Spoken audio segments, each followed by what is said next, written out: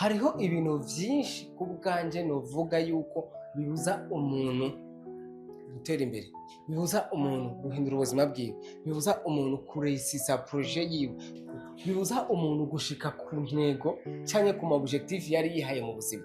Rero uno munsi muri ya podcast ivuga ku mafaranga nje gutanga ubwoko bw'abantu 9 abo bantu kuri bo bigoye ko bashobora kuresisa muri iyi monde ya business, cyangwa bigoye ko bashobora guhindura ubuzima bwabo, cyangwa kuri bo bigoye ko bashobora kuba entrepreneur ba vrai.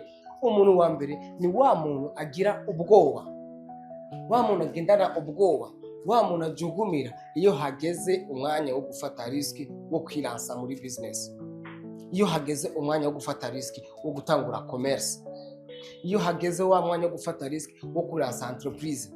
Uyo muntu biragoye ko ashobora gutera imbere mu gihe umutima wiwe wamana ubwo bwoba. Menya yuko wewe utarakuramo ubwo bwoba buri muri wewe, biragoye cyane ko wotera imbere, biragoye cyane ko wohindura ubuzima bwawe, kuko ntushobora kwibaza iyo decision wofata yo kwiransa muri business ingene ishobora guhindura ubuzima. Mugabo mu gihe wowe ufise ubwoba bwo kuvuga ati jewe reka mfate amafaranga make ntangure kudandaza ikaranga cyangwa ntangure kudandaza itomate cyangwa uko uvyumva kose, me ukatusanga ivyo uravyiyumviriye urabibona aho visha bigushikana, ugasanga watinye gutangura aho hantu hasi kugira ushobore gushika aho wifuza gushika, bitewe n'iki? N'ubwoba bw'amakritike abantu bakubona gute, ubwoba bw'amaso y'abandi, ubwoba bwa manque ya confiance muri wewe, ubwoba bw'ibintu byinshi bitandukanye. Rero ukwiye kumva yuko uwo muntu wewe wamana ubwoba bwo gutangura business yariyo yose, biragoye yuko utera imbere muri iyi monde ya entrepreneur. Umuntu agira kabiri ni wa muntu atizera yuko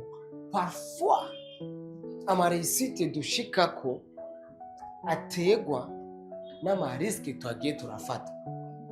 Hariho diferanse nini ya wa muntu atinya gufata riske, ujya muntu wa mbere, hamwe n'umuntu bien sûr ashobora gufata riske mugabo ugasanga muri we niyizera yuko iyi riske afashe niyo yotuma atera imbere. Umuntu yibwira yuko chaque fois iyo afashe riske iyo ariyo yose ishobora kuguta mu ruhombo. Wa muntu yibwira yuko ninamara gufata iyi riske nakora kino kintu je kirashaka kuzonshikana habi. You don't know. Hari ikintu ushaka gukora utazi yuko iki kintu cyo kugira akamaro, utazi yuko iki kintu cyo gira aho kigushikanyije, ugatsanga icyo kintu cyo kije kuguhindura ubuzima. Rero parfois tumve yuko niwamara kugira ryashaka wa mwete wo kumva yuko reka mfate intambwe yo gukora iki kintu même si ntari siri yuko gishobora kuresisa, mereka ndagikore ndabe iyo cyo ntwara. Parfois ibintu nk'ivyo nivyo bituma umuntu ashika kure, ibintu nk'ivyo nivyo bituma umuntu agira experience, ibintu nk'ivyo nivyo bituma umuntu atera intambwe mu buzima bwiwe. Umuntu agira gatatu rero ni wa muntu kuri we cyangwa entourage yiwe cyangwa environnement yiwe cyangwa abantu yamana ni ba bantu bamuca intege misi yose, ku buryo usanga umuntu abantu yama yicarana nabo bo nta cyiza bigera babona ku bandi cyangwa muri nosi. Bo kuri bo misi yose ni bigenda nabi, kuri bo ni ndi mu bibazo, kuri bo ni turagowe. Koma wifuza guhindura ubuzima bwawe mu gihe wewe uri kumwe n'umuntu mwicaranye nta kindi kintu kiri positive ashobora kukubwira, kuri we chaque fois ikintu kimusohokamwo ni ikintu cyo guca intege, ni ikintu cyo kwereka ibintu bigoye, ni ikintu cyo kwereka ubuzima bubi, ni ikintu cyo kwereka yuko mu Burundi hafuye, ni ikintu cyo kwereka yuko ibintu byose bimerewe nabi. Biragoye ko ushaka guhindura ubuzima bwawe, biragoye ko ushaka gutera intambwe iyo ariyo yose avec nabo bantu baba bagukikuje batabona amahirwe meme no mu bibazo, batabona umuco muri vya bintu uvuga yuko biba bigoye, batabona possibility yo guhinduka cyangwa yo guhindura ibintu muri ya moma uba ubona yuko ibintu byose byafuye. Rero niyo mpamvu ikintu gikomeye ukwiye gukora, ukwiye kuva muri yo kugira ushobore kujana n'abantu wa wundi même si wowe utabona inzira ashobora kugerageza kuguha inzira, kuko c'est très difficile. Nimba uri muri abo bantu bagendana n'abantu babaca intege b'ibicantege misi yose cyangwa umwanya wose, je te garantis uzoguma uri aho nyine aho uri, nta kintu na kimwe uzotera intambwe gishoboye gushoboka. Umuntu agira kane ni wa muntu kuri we misi yose mu bintu byose agomba gukora abanza gufokasinga ku mpamvu ituma ahomba. ntabone impamvu yotuma aresisa canke yunguka canke aronka sexe. Kuri we ninarangura impapuro kugira ndazidandaze ndashaka guhomba kubera ko abantu bose barazifise. Kuri we ngiye kurangura ibirato mu Buganda kugira ndabiza nino asigaye ngira ibirato vyinshi babikora muri Tanzania ndashobora guhomba. Kuri we ibintu byose urumva mu byo akora byose mu byo yiyumvira gukora byose abanza kubona uruhombo, abanza kubona kunanirwa, abanza kubona esheki, abanza kubona ibintu bimeze nabi, hako kwitaho kwanza kubona ibintu vyotuma bigenda neza canke ibintu vyotuma aresisa canke ibintu vyotuma atera intambwe canke ibintu vyotuma ashika ku ntsinzi yifuza kubamo. C'est trop difficile yuko ushobora kuavansa, c'est trop difficile yuko ushobora kugira ico ukoze mu gihe focus yawe, focus y'ubuzima bwawe, focus y'amaso yawe yose akwerekeza muri perte hakukwerekeza muri réussite. C'est très difficile. Rero ukwiye guhindura iyo attitude utangure kubona yuko malgré que uje mu bantu benshi badandaza dufate impapuro canke impuzu, wumve yuko nawe muri abo bantu benshi nawe urafise amahirwe yo kuhateramo imbere.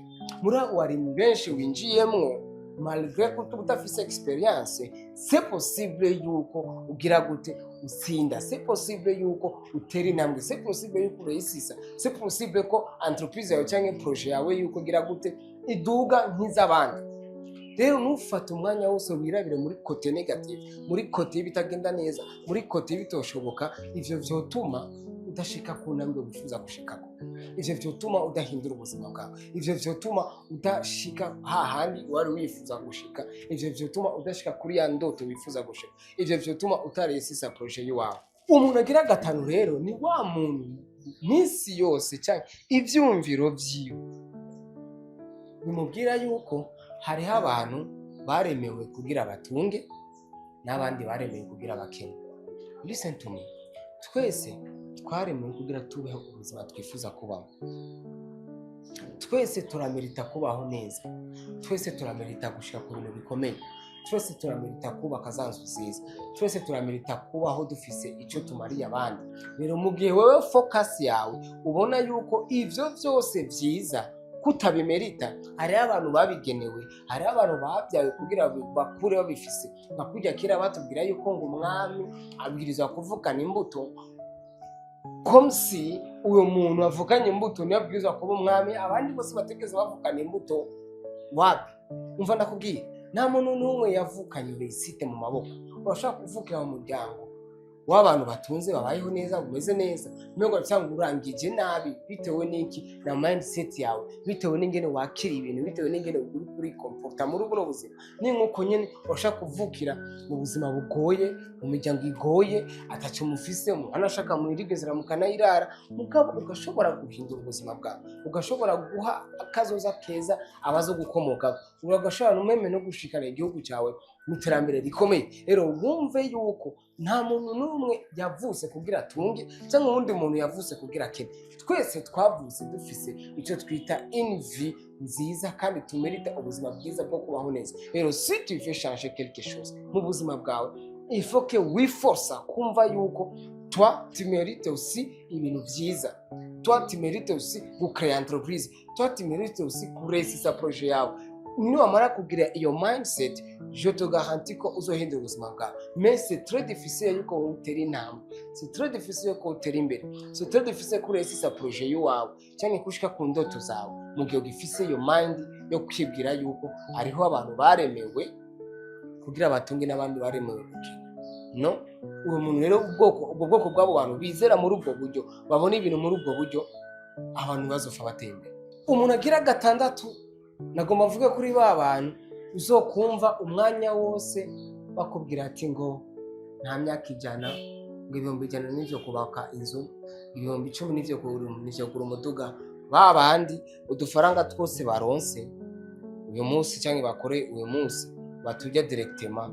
Ba bandi iyo bashitse kuri réussite soit baronka 100, weekend irinjiye tugende tuyamiragure tuyatemagure. Ba bandi kuri bo kwiyumvira ejo hazoza, ivyo kuri bo nibibaho ngo na kare sije nzotunga kuruta ko umuryango wanje washitse babandi bavuga ati ngo igihugu cyo cyo gutungiramwo reka tuyagiye yose tuyamare babandi ngo ubuzima ni buto reka tuburyorerwemo cyangwa reka tumiragure tuburigate tugire gute. Reka ndakubwira ikintu kimwe, hari umugani numvise uvuga ngo inyabu iciye ubwenge cyangwa inyabu yiyumvira kuri kazoza nishobora kurya imbeba yibungenze. Inyabu yiyumvira kuri kazoza nishobora kurya imbeba yibungenze, kubera ko niyamara kureka iyo mbeba ikabyara izoba yunguza imbeba zibiri. Rero hawe wewe woronka ibihumbi 100 ukumva yuko ukwiye kubijya byose, gute ushaka kwinjiza ibihumbi 10 ukumva yuko ukwiye kubijya byose, gute ushaka kwinjiza ibihumbi 5 ukumva ko ukwiye kubijya byose.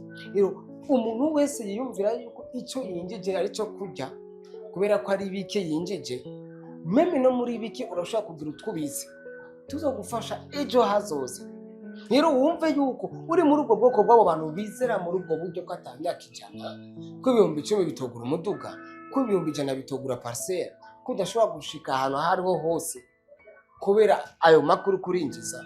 We biragoye kuzohindura ubuzima bwawe, uzoguma muri izo yegereye zo kubwira ubwo buzima nyine, mugabo menya yuko ejo birashaka kuzokugora. Rero please, si tu veux faire quelque chose dans ta vie, gerageza uhindure iyo mindset.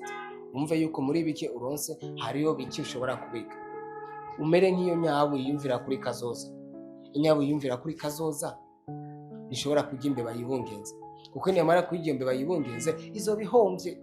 Mugabo niyamara kwireka ejo zizobe n'imbeba zibiri izokunguka.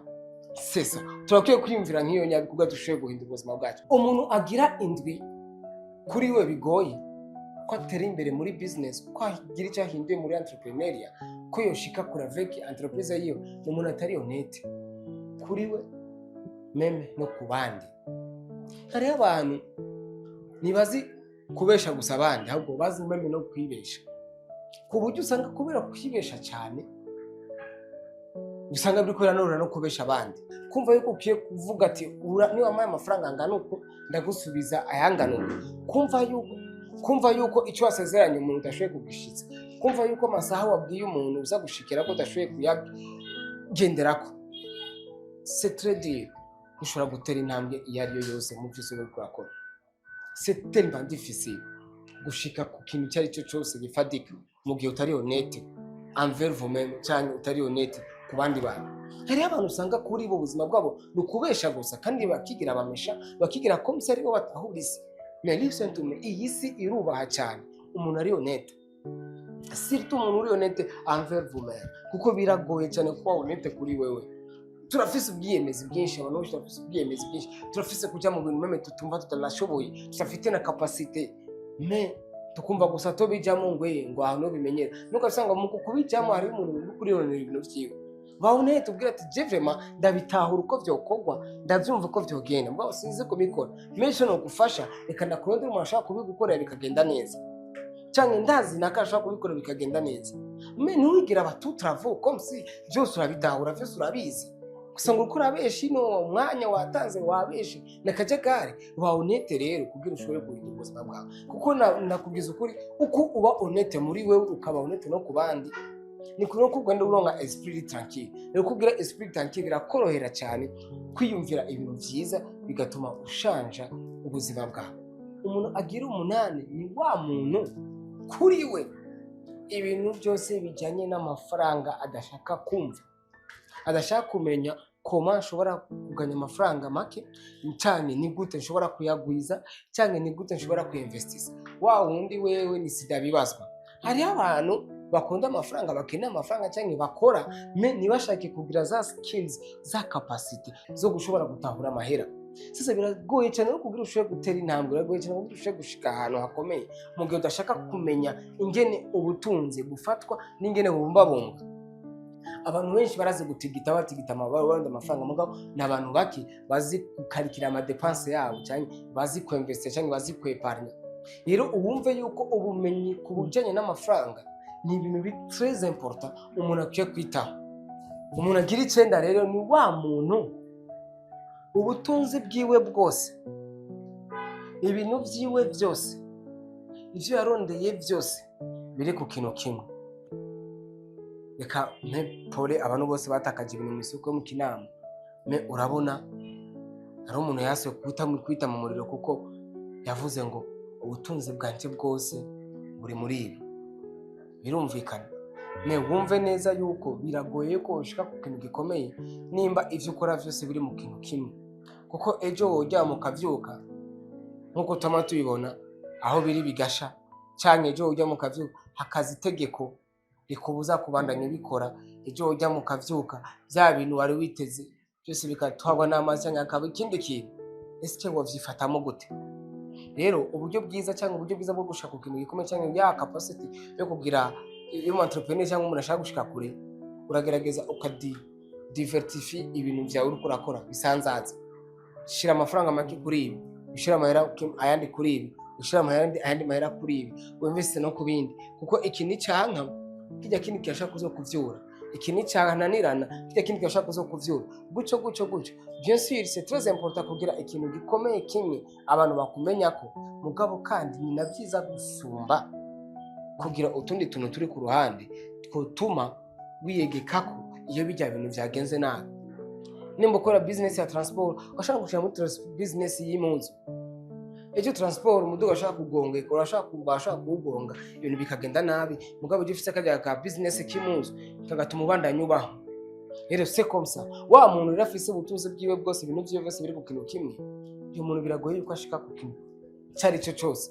Hariho n'izindi investissement ziba zitandukanye, yama investissement umuntu avuga ati reka ninvestise mu bumenyi, maybe ndashaka kubanza icongereza mugabo nkaba swati ndiko ndakora mu business y'ibirata, icyo birashaka gusha cya cyongereza narinzi kikamfasha kugura club y'icyongereza, nkaba mfise abantu 2 3 4 nshobora kwigisha ukwezi bakaba amafaranga, nkaba yandiko ndabaho cyangwa abanda, bigatuma ndonga amafaranga kandi nshobora kunsubiza muri ya business y'ibirato nakora. Rero abo nibo bantu ubwoko 9 nagomba mvuge yuko bigoye kuri bo ko boshika kure, bigoye kuri bo ko botera imbere, bigoye kuri bo ko bohindura ubuzima bwabo bagifise iyi mindset cyangwa bari muri ubu bwoko bw'aba bantu 9 navuze. Nimba nawe uri muri abo bantu, gerageza ubivemo cyangwa gerageza uhindure ubone ibintu mu bundi buryo.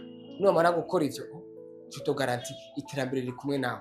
Numara gukora ivyo ndakwizeje neza entreprise zo gushinga, entreprise zo kubaka cyangwa business urimo izotera imbere. Naho butaha.